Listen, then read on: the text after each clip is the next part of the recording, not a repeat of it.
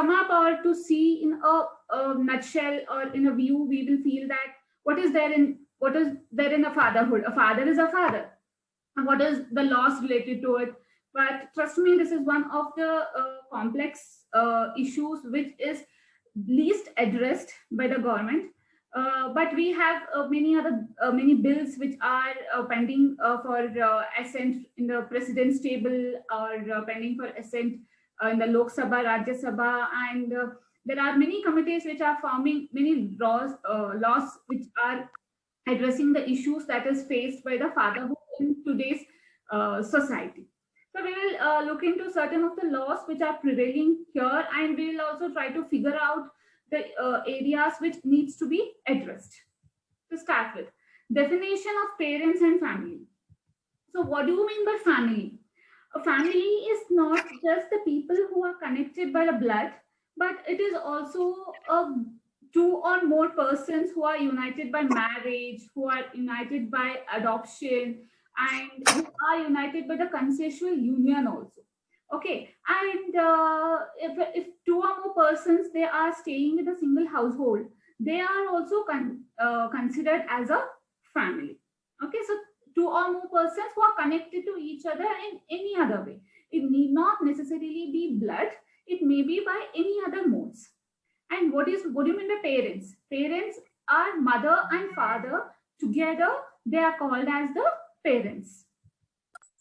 So then we will come to the terms which we will be addressing today, or we will be going through frequently, is father. So okay, father is the male parent. Okay, biological father. Biological father is the sense in the sense means whom you are connected biologically, who is your parent through a biological mode. Adoptive father or a legal father, it means the father who has attained his designation of the father by means of the adoption or any other legal manner. The legal manners we will discuss in the next slides. Next, we have biological son or daughter who is born to you out of the biological process. Adopted son or daughter, you have adopted them and they are your legal son and daughter, your legal children. Next, stepson and daughter. Stepson is the one whose other parent you have been married to.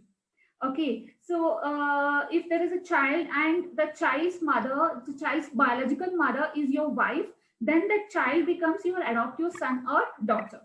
There is a very thin line of difference between adopted son or adopted daughter and the stepson and daughter. In the adopted son, your spouse will not be biologically related to the child.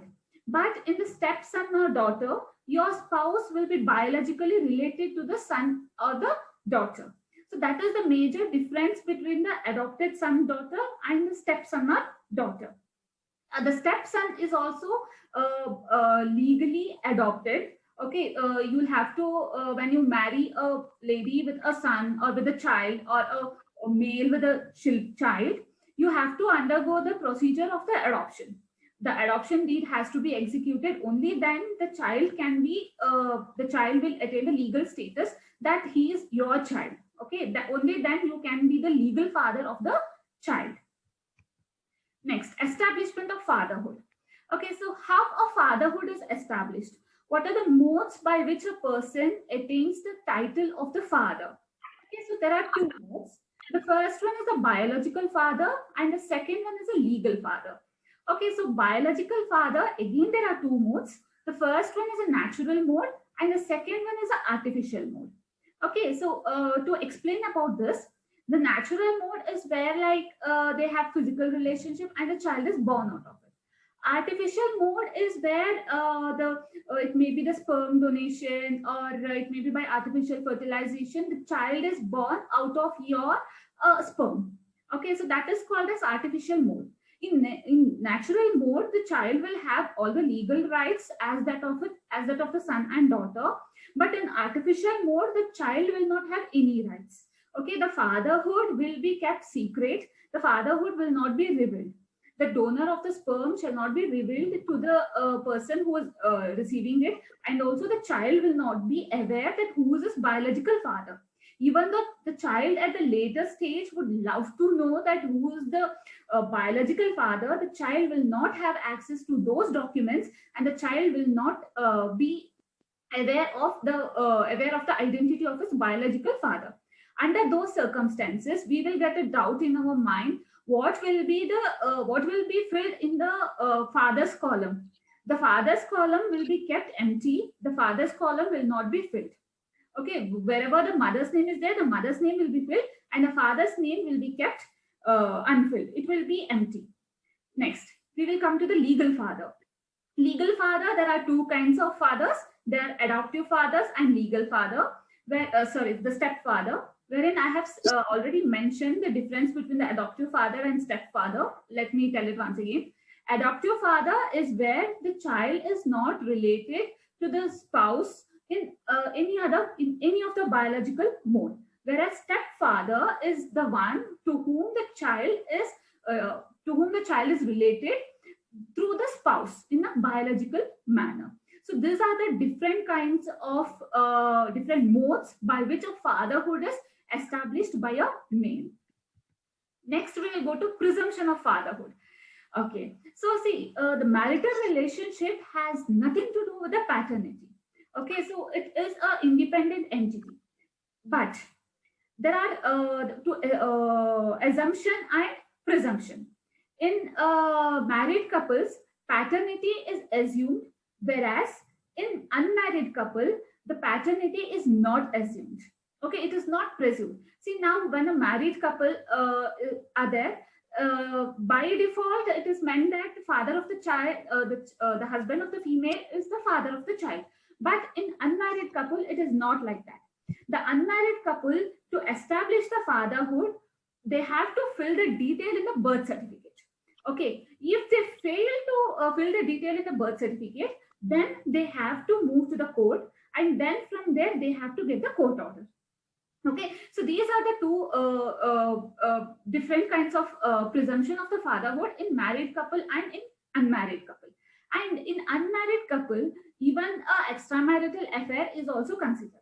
If a person who is already married to somebody else and he gets a child from some other female, even under those circumstances, he can fill his name in the birth certificate of the child, and also he can move a petition in the court asking for the paternal rights which he is entitled in relation to the child. Okay, so these are two kinds of the presumptions related to the fatherhood. And yes, and next we'll come to adoption by a single father. This adoption by a single father, it was approved, it was first from the Canada. Canada was the first country to approve the same gender adoption. In India, there is a provision wherein a single male can adopt the child. But this is like wherein some secular laws, they do not permit for the same, the religious laws, they do not permit for this. But we have Juvenile Justice Act, which is a secular law, and it provides every single male, irrespective of his caste, creed, sex, gender, to adopt a male child or adopt a male child. Because in the Indian laws, there is no provision for a single male to adopt a female child. He can adopt only a male child. However, there is a bill which is pending in the Rajya Sabha for the approval, and if the said bill is approved, then the single male, he will have the provision to adopt a female child as well. But as of now, in the existing legal provision, a single male can adopt the child, but he cannot adopt the child of the opposite gender. That is, he cannot have a female child. Yeah, guidelines for adoption. To adopt for a single man to adopt a child, he should be physically, mentally, financially, and emotionally stable. And he can adopt only son. He cannot have a girl child. This is done with a view of protecting the children or protecting the girl child from the harassment. And yes, this is the most important thing is even the non-resident citizens and non-citizens, that is a foreign national, they also can adopt a Indian child. They also have the provision, even a single male who is an NRI or who is a non-citizen can adopt the child. And he should be less than 45-year-old for adopting a child less than 4 years. Okay, the age criteria, we have four slabs for the age criteria. The first one is to adopt a child below 4 years, he should be less than 45 years. To adopt a child between 4 to 8 years, he should be less than 50 years. And to adopt a child between 8 to 18 years, he should be less than 55 years. And the last thing is the age gap between the child and the father should not be less than 25 years. Okay, so in case if that means that if a single male he wants to adopt a child, then his minimum age should be 25, so that he adopt a 0-age-old child, or when he becomes 26, he can adopt 1-year-old child. So on complying with all these conditions, a single male will have the right to adopt a child, adopt a son, specifically son. Yes, and paternity leave. Paternity leave is one of the most highly discussed topic these days. As we all know, even Virat Kohli, he applied for paternity leave and he got it, and it was criticized, welcomed. So it has a mixed emotions. But unfortunately, there is no specific law in the private sector which says that yes, the fathers are entitled for the leave. But we, on the government services, we have, as per Rule 551A of Central Civil Services Leave Rules Act of 1972, it says that the government employees are entitled for paternity leave of 15 days within the 6 months of delivery of the child. So the central government employees are entitled for the paternity leave. But unfortunately, we don't have any specific laws for the private employees or any other state employees. However, we have the bill which is pending for assent, and once that bill is passed, then all the fathers will get the leave rights.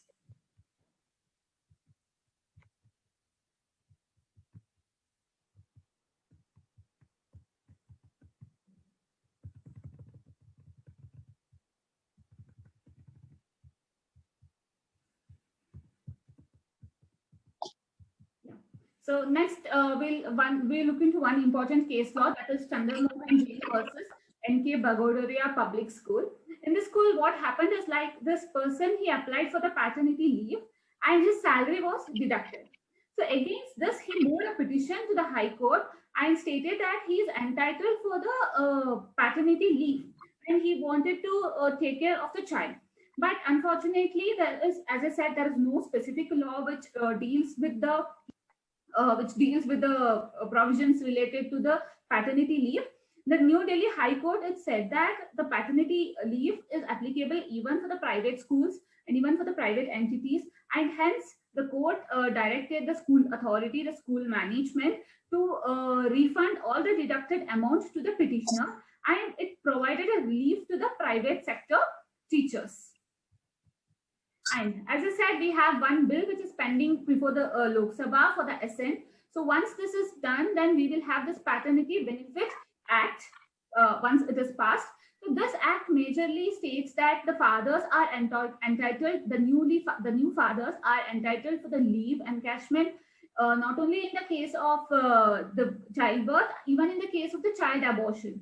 Okay, so it is the law majorly arose because after the recent amendment which was done for the Maternity Benefit Act, it was majorly criticized with all of them telling that we speak about equality, we speak about the feminism. So under those circumstances, a female, when she is giving birth to the child, the most person she will bond together with will be her husband or her partner. So considering this act was brought into is framed by the commission, and hope this bill gets assent soon, and we will have this Paternity Benefit Act. Next, we will come to the topic, that is father as a guardian. So as we all know, as we all believe, that the father is a head of the family and he is the de facto guardian, he is the natural guardian. So this is quoted in the section 6A of the HMGA Act. So it says that in case of a minor boy, or an unmarried girl, the natural guardian is the father. That is after, and after him, it is the mother. So the first guardian will be the father, and the second guardian will be the mother. And in case of the minor who has not completed the age of 5 years, ordinarily the custody will be with that of the mother. However, like it is not like very constant that yes, this is how it is going to happen. It may change or it may fluctuate depending on the nature of the case or the facts of the case. Now we will look into one important case, that is Geeta Hariharan versus Reserve Bank of India. So in this case, what happened is like she challenged the constitutional validity of Section 6A of the Hindu Minority and Guardianship Act. As we studied in the previous previous part, that father is a first guardian and after him it is the mother. Okay, so in this particular case, in this particular writ petition, it was challenged that how you can, like, it is violative of the Article 14, it is violative of the Article fundamental rights of a female, that after the father, how it has to be examined. Okay, so after the father, it means that is it after the death of the father or after the lifetime of the father, that is, or else after the father gives up or gives away all its rights, later it is how it is. Okay, so the court held that it is the word after, it does not mean that after the father is dead. It means that in the absence of father. Okay, so it is not that the only after the father is dead, the mother is the guardian. No, it is not like that. In the absence of the father, the mother is the guardian. So it stated that even the mother can be guardian of the child, even though the father is alive. Okay, so this is one of the landmark case, that is Geeta Hariharan versus Reserve Bank of India. Then we will see this. That was about the Hindu laws. And now what will be the other this thing? As I said, it is all the religious laws which are prevailing, and in Islamic laws, the father is a natural guardian. Okay, but in Sunni law, it says that the mother is entitled to the custody of the child up to the 7 years, and female child up to she attains the puberty. Under Shia law, the female has the custody of the child till male child till 2 years, and the female child till 7 years. But however, we have this Guardians and Guards Act of 1890, which is a secular law, and under this, based on the facts and circumstances of the case, the guardianship of the child can be awarded to either father or either the mother.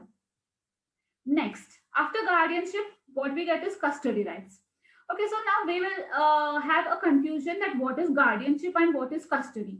Okay, so to sum up, guardianship is where it is not just related to the parent. It may be the distant relative also, it may be a friend also, or it may be someone who is appointed by the court also. Okay, but custody, that is only for the parents. It is either mother or it is father, and if both of them are not able to take care, then it is some third person who is appointed with the approval of the court. So this is the major and the only difference between the guardianship and the custody rights. Yeah, custody is a court-ordered arrangement providing for the care of the minor child by the parents. Okay, so the custody is only by the parents, whereas the guardianship will be by the third person as well. Kinds. So we have 4 kinds of the custody. The first one is a physical custody. Physical custody is where the either of the parent will have the custody or will have the right over the physical activity of the child. In the sense, the child will physically stay with them. Okay, or he is the one who would take care of the child. Next, joint physical custody. Joint physical custody is where the child lives with both the parents for certain periods. Okay, suppose the parents are getting divorced. Under those circumstances, the first half of the year, that is from January to June, the child will be with mother, and from July to December, the child will be with father. Okay, so that is called as joint physical custody. This may be like it is split according to the wish and whims of the parents. It may be for 1 month here, 1 month there, or quarterly, halfly. So it all depends. So however, if both the parents are taking care of the child at regular intervals of time, then that is called as joint physical custody. And now we have sole custody. Sole custody is where one of the parent completely renounces the right over the child. Okay, so it suppose if the father, he is a drunkard person and he is not able to take care of the child, then under those circumstances only the mother will have the custody of the child, only she will take care of the child. But however, under those circumstances, the father is entitled to have the visitation rights, which we will study in the next part. Next we have is third party custody. Third party custody is where both the parents refuses to have the custody of the child. Both the parents refuses to take care of the child. Under those circumstances, the court will appoint a third person who will take care of the child. It may be a NGO, or it may be a institution, or it may be the grandparents of the child, or it may be somebody who is appointed by the court. Okay, so that person will have the custody of the child, and he will or she will take care of the child. So these are the four kinds of the custody which is provided as per the prevailing laws. And grounds of custody by father. How a father can get the custody of his son or of his daughter. Okay, the first thing is, if the mother is not willing to take up the custody of the child, then the custody of the child will be that of the father. And second one is, if the mother is mentally unstable, okay, then under those circumstances the father will get the custody of the child. And if the child is above 13 years old, either male or female, then if the child states that I wish to stay with my father, then the custody of the child will be given to the father. And next, if the mother is of an immoral character which may affect the upbringing of the child, under those circumstances, the father will get the custody of the child. Next, financial situation. If the mother is not financially capable to take care of the child and father is well-being, he is well off, under those circumstances, he can get the custody of the child. Next, the background of the mother is in the dark. That is like, it is very much similar to the immoral character. That is, she is not mentally and physically incapable, or she is not able to take up the things properly, and she is not taking care of the child. Under those circumstances, the father, he has to prove it before the court that if the child is in her custody, it will affect the upbringing of the child. Under those circumstances, the father can get the custody of the child. Next, if the last ground is, if the mother gets convicted by herself, that is like she gets convicted of any of the offense, under those circumstances, the custody of the child will be transferred to that of the father. So these are the grounds by which a father can claim for the custody of his child. And also the grounds may differ and based on the facts and circumstances of the case. Now we have one very important case, that is KM Vinaya versus B Srinivasa.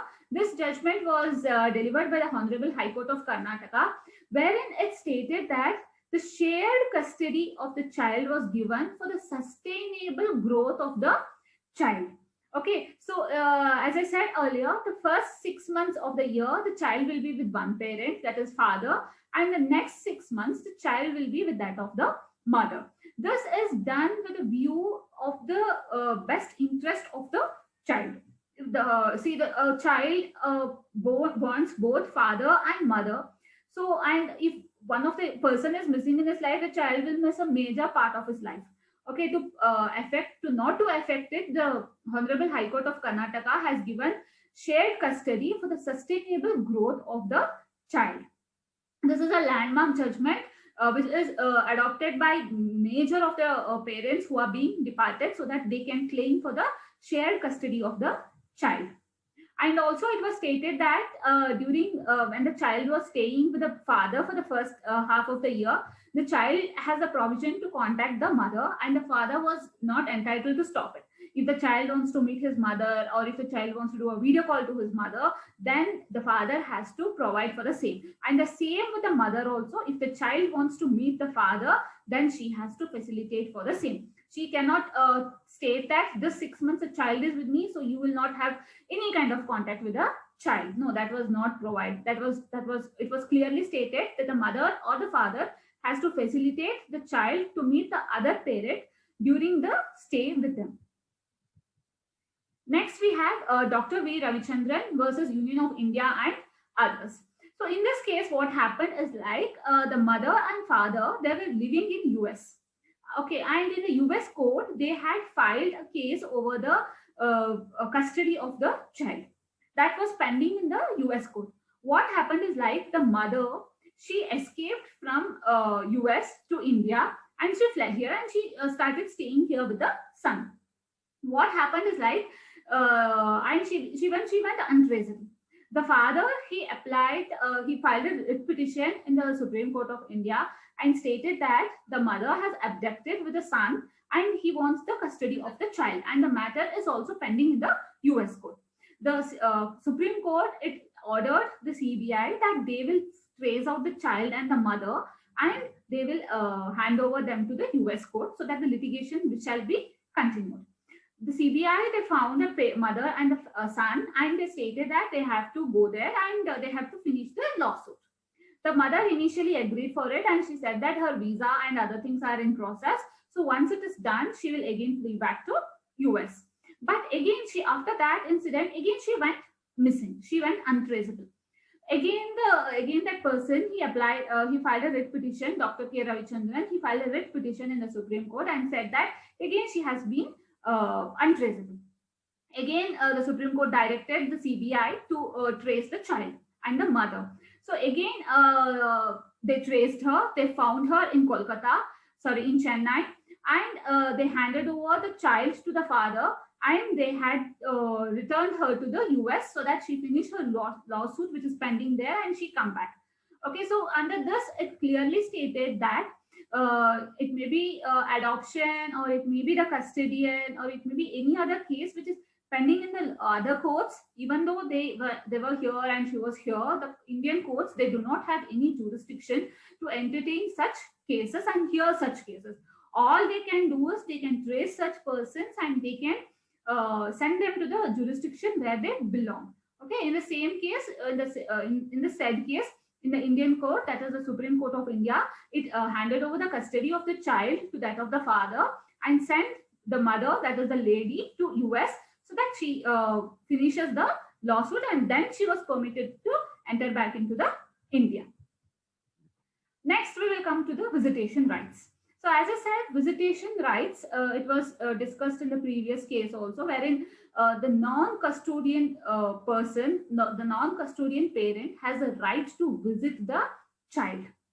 Okay, so it is like it may be weekly once, it may be monthly once, it may be fortnightly, or it may be even daily. So it all depends on the decree how you have passed, or the mutually how you have understood it. Okay, so what does the visitation rights include? The right to visit the child at the designated time as prescribed in the divorce decree. So you can visit the child as it is described in the divorce decree that is passed. And it may be, like as I said, it may be weekly, daily, fortnightly, monthly, however it is. And to do the allowed activities with the child. Okay, so not all activities will be permitted. There will be, like, you can take the child to the park and you can play there and you can get back the child, or you can take the child to the home and get back. If it is specifically prohibited in the divorce decree that the child will not be taken to the house, then the other spouse, the parent who is visiting, is not permitted to take the child to the house. He is permitted to do only activities which he is allowed with the child. And rights to be free on the other parent's control during a visitation. Yes. See, now suppose the father, he visits the child, and the mother stops child from doing everything. No, you will not do it. You will not do it. No. The other spouse, the other parent will not interfere in this, and the parent who is having the visiting right will have absolute control over the child, and the right to spend the entire allotted time with the child. Okay, see, as I said, the divorce decree might be mentioning that the parent will be able to meet the child only for 1 hour, or half an hour, or 6 hours, something like that. Or it may be like the child can be taken on a trip in a year, once in a year, so something like that. So here there will be no infringement. There will be no third party who's, if the parent want to spend some quality time and spend some alone time with the child, then he has a right to do it. There will be no infringement, or there will be no person who will be sneaking over you or who will be supervising you. Okay. Yes, and rights to an injunction in order to stop the other parent from moving the child out of the state. Yes. So this is like, as we studied in the previous Dr. Ravichandran's case, the parent will not be allowed, who's having the custody of the child, will not be able to move out of the state. Okay, suppose now there is a husband and wife, and the wife has got the custody of the child. Now she wants to relocate from Bangalore to Pune. Under those circumstances, the father has a right to file a suit of injunction, that is to get a stay order, which stops the mother from relocating, that is to move out of the state by with the child, who has a custody of the child. So the court shall grant the injunction and state that she is not permitted to move out of the state with the custody of the child. Rights to modify the divorce decree, which is no longer feasible. Yeah, see, in the divorce decree, there will be like, if the child is, imagine if the child is 6 months old, then it will be the divorce, the mother will put a condition that he has to meet the child in the house only, because that is very much young, 6 months old, so it constantly wants its mother. Under those circumstances, when the child grow up, like imagine when the child is 15, then the father has a right to file a modification in the divorce decree and state that now the child is 15 and I can take her out. So he can modify the terms and conditions which are mentioned in the decree related to the visitation rights of a child. However, this visitation rights, there is no conclusive law that this is how it has to be done, or this is the parameter which decides it. It majorly depends on the facts of the case, on the circumstances, and on the terms and conditions which both the parties agree to. Now we will come to the important thing, that is the biological father versus legal father. Now, when there is a conflict between the biological father and the legal father, who sustains? Okay, and this biological father versus legal father, the winner is usually decided based on the circumstances, situations wherein it comes in. Once the biological father, he renounces, he gives the adoption to somebody else, the legal father will have all the rights over the child. It may be stepfather or it may be the adopted father. We will look into the first thing, that is amendment of the birth certificate. The birth certificate is not amendable. Once the father's name is filled in the birth certificate, it cannot be modified. The Honorable Court, at all circumstances, it may be the Supreme Court or it may be the High Court, has said that the child's identity is her biological father, and that shall be preserved in the birth certificate. Okay, but however, there are various columns inserted in the birth certificate which will mention about the adopted father or the stepfather. Those columns can be amended and the names can be added in those columns, but the biological father, whomsoever the name is mentioned, it cannot be altered. A new birth certificate cannot be issued. And now we will look into some of the cases. Here we have Vivekananda Ran versus Unknown, which is a very recent case. In this case, it said that the birth certificate cannot be changed. The birth certificate can be changed only under two circumstances: where there is entry in the name of the form or substances, or the entry has been made fraudulently or improperly. Only under those circumstances, the birth certificate can be altered. Any other circumstances apart from these two, the birth certificate is unaltered. Okay, here what happened is, like in this case, the petitioner requested to delete the biological father's name from the original birth certificate, and he wanted to incorporate his name in that place. But the court said that no, we cannot delete that person's name, but however, we can add your name in the column 7 and column 8 as adoptive parents, but not as natural parents. The court has always upheld that this is one of the fundamental right of a child to know about his or her parents, to whom she was or he was actually born to. Okay, so again, this case again held that the birth certificate is unaltered. This is a very recent case of 20 July 2020. And now we'll look into the second aspect, that is passport of the step or adopted child. As we all know, passport is very important document for all of us. And when you apply for passport, the first thing they will ask for you is a birth certificate. So you will have to submit your birth certificate. Based on your birth certificate, the passport details shall be filled. But as we know that the biological father's name cannot be erased in the passport. So how it has to be done? Now we'll look into some of the important landmark judgments related to this. This is Mrs. B.S. Deepa versus the regional passport officer. In this, a writ of mandamus was filed. Writ of mandamus means a writ which is filed in the Honorable High Court or the Supreme Court, seeking direction from them for the public office to do certain of the act. Here in this case, what happened is like Deepa, she is the biological mother of the child, of the minor child, and their marriage did not last for long, and she divorced from her husband. And after divorce, her husband, that is her ex-husband, that is the biological father of the child, never contacted the child or was never in the custody or in the guardianship or had a visitation right regarding the child. The mother raised the child independently. Later, in the due course of time, the petitioner remarried, and the husband and her then husband, that is the stepfather of the child, adopted the child via an adoption deed. And these two, the husband and wife, they were working in the software department, software industry, and they had to go for some international trip. And when they under those circumstances, they applied for the passport of their minor child, but the court, the passport office, they refused to state the name of the adoptive father in the place of the father's column.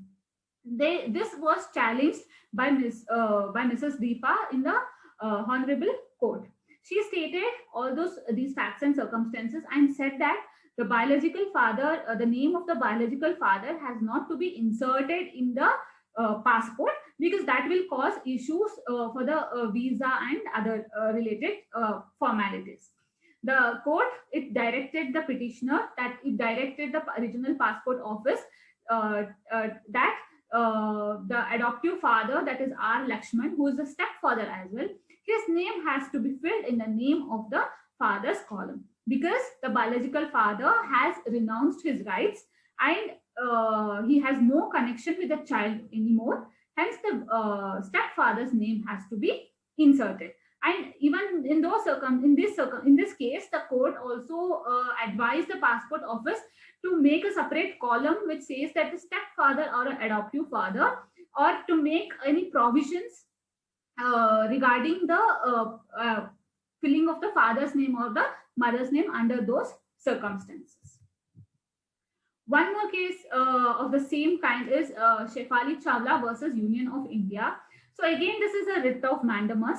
In this, again, what happened is like she had a stepfather, and again in her birth certificate she had the name of her biological father. She appealed she contended before the court that she is not willing to mention her biological father's name because he abandoned them and he threw her mother out of their house, and there were domestic violence was there. So under those circumstances, she did not want to mention her biological father's name, and also she stated that she is unaware of the fact that whether her biological father is alive or is deceased. Okay, so the court entertained this writ of mandamus, and it ordered the respondents, that is the passport office, to issue a passport to the petitioner within 4 weeks and indicating the name of her stepfather in the column of her father. In this case, she also claimed that if her biological, in all her other documents, the stepfather's name is mentioned as the father's name, and in this, if in the passport, if her biological father's name is mentioned, then there will be ambiguity in the documents, and which will cause her problems. Yeah, so this is all about the fatherhood and Indian laws, and I would like to state that this is a very brief and very conclusive This is a very vast topic, and unfortunately this is the least addressed topic. So we have, as I said, we have many bills which are pending before the concerned legislative assemblies, and also we have many committees which are forming the laws related to it. But this is a very high time to address this issue of the fatherhood, as we all know that the society is developing and we are having many new kind of relationships, and even uh, there are many other many males in the society who are willing to adopt a girl child. It is not that just if there is one or two adoption places, one or two harassment cases, it needs to be that every men are like that, but we have many men who are agitating to adopt a female child. So there is a high time that new laws has to be introduced and new laws has to be brought into force. And yes, open for discussion. If anybody have any queries to ask, then they can go for it.